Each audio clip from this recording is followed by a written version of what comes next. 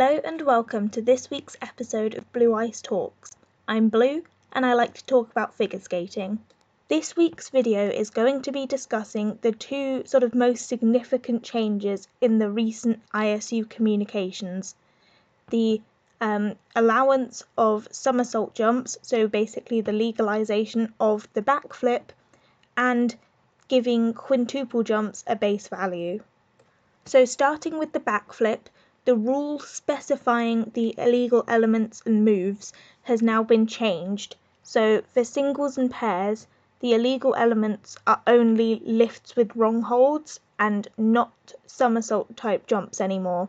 So this means that, for example, if Adam Sialhemfar did his free skate and included the backflip, he wouldn't have the 2-point deduction anymore for it. And this can be found in Communications 2655 on page 3. I've linked it in the description below.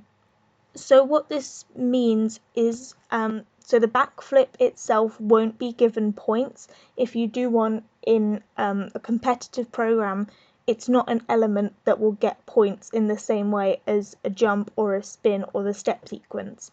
However, because it can count as unique and creative, if you include it as part of, for example, the choreographic sequence, that's where you can get some more points through using the backflip and through raising the GOE. Additionally, if you use the backflip as a transition, then you could also get more points through the GOE that way. So the backflip itself doesn't necessarily add points, but it can be used to boost GOE. And then the second big change is that quintuple jumps have been given base values in the scale of values, and this can be found on page 4 of Communication 2656. Again, I've linked that below in the description. And something interesting to note is that all of the quintuple jumps have a base value of 14 points, so regardless of if that's a quint toe loop or a quint lutz. The quint axel has not been given a base value yet, quite possibly because only one person's landed a quad axel and they might be holding back on adding a base value for the quint axel. But yes, all of the quintuple jumps have a base value of 14 points. And so what does this mean?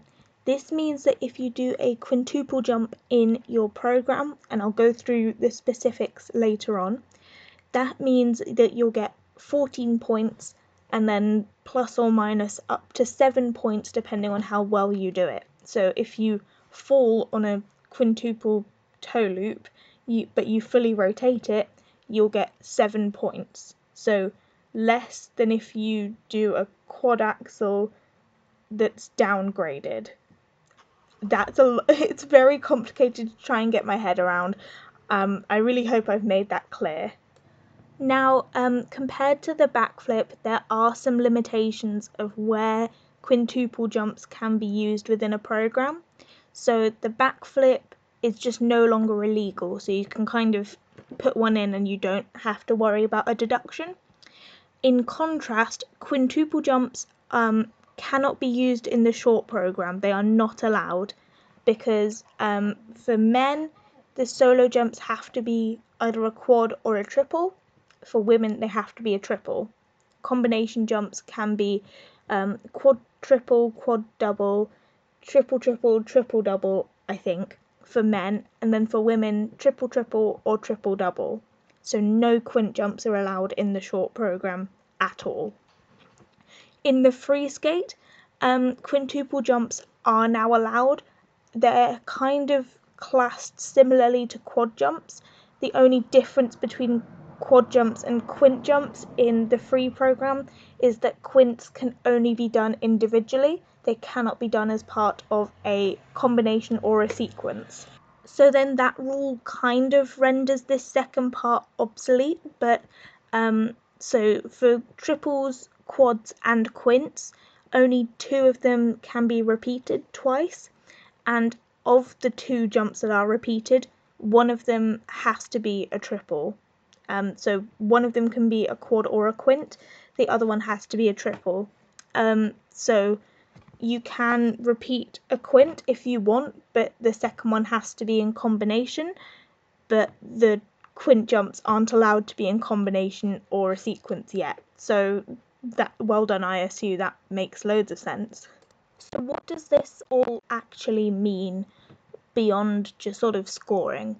Well, I've got a small collection of headlines and interviews and retirement announcements, as well as a scientific paper looking at the number of revolutions compared to injuries. And with how many injuries people have had with training quad jumps already, I think introducing quintuple jumps is going to skyrocket that number of injuries. I mean, for quads, we already had, for example, Elena Kanisheva retiring after doing a quad jump in training, not even in competition, but in training, and getting injured. We had, Yuzuru Hanyu basically breaking his ankle. Well, not, he sprained it rather than broke it, but you get what I'm trying to say. Spraining his ankle, doing multiple different quad jumps, all throughout a season. We had Nathan Chen having surgery after doing quads.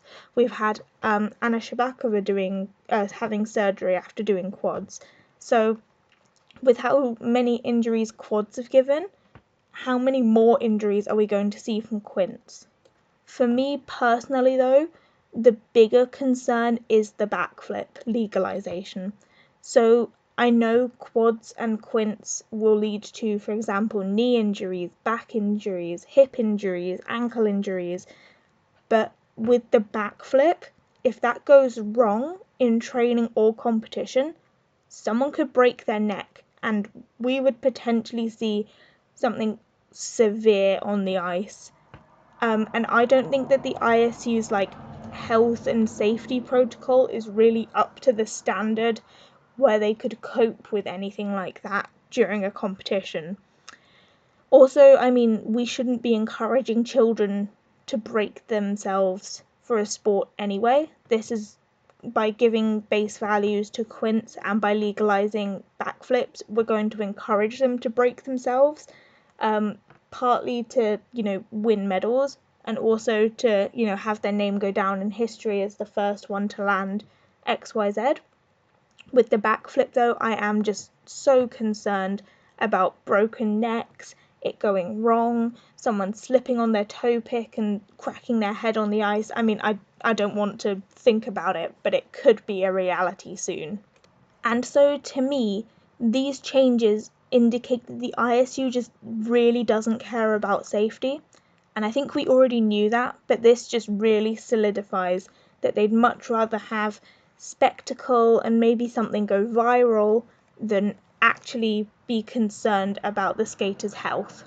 So I truly hope that no skaters actually attempt these, but they will. I'm sorry that this video has been quite negative, but thank you so much for watching anyway. I really do appreciate all of you guys and all of your support. If you have a topic you'd like me to cover, please drop it in the comments or let me know via social media. I've linked all of the different articles and everything in the description, so you're welcome to check them out. I would really encourage all of you to read that scientific paper about the rotations and everything. And yeah, thank you again just so much for watching, and I will see you in the next video. Bye!